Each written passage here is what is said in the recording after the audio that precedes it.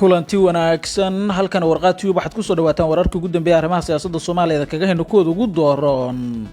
guul taariikhi ah oo laga gaaray doorashooyinka dalka aadan madoobe oo loo doortay gudoomiyaha golaha shacabka iyo mucaaradka oo banaanka soo dhigay awoodooda baarlamaanka 11aad ee dalka waxaan idiin soo gudbin doonaa loolanka doorashada gudoonka aqalka hoose oo lagu kala adkaaday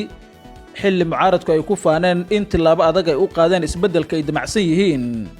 رئيسul wasaare Roble ku guuleystay tilaabadii ugu adkeed oo qaaday kadib safarkii degdeg ah ee uga soo laabtay Jinafa xogta Qatar u bararay rئيسul wasaare Roble say u dhacdo doorashada gudoonka golaha shacabka ayaan idin la wadaagi doonaa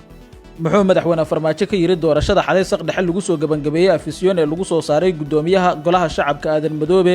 oo taageero weyn ka haystay xubnaha midowga musharaxiinta mucaaradka doorashada gudoomiye ku-xigeenada aqalka hoose oo maanta lagu qabanayo teendhada afisyoon iyo ciidamada ATMIS oo laba jibaaray amniga xalane haddaba maxaa laga filan karaa doorashada maanta waxaan sidoo kale idiin soo gudbin doonaa xog ku saabsan waxa laga yeelay xildhibaanada lagu soo doortay ceel waaqi filla Soomaaliya caqabad ay uga dhigtay doorashooyinka qodobadaas ayaan ku faahfaahin doonaa warka weynaha hadii laga helo waa 28 Abriil 2022 daawada nagala qayb qaado faafinta warkan adigoo gaarsiinaya asxaabtaada kuna share gareynaya baraha bulshada waad ku maasantaa qaybta commentiga hadii aad nagu reebta aragtida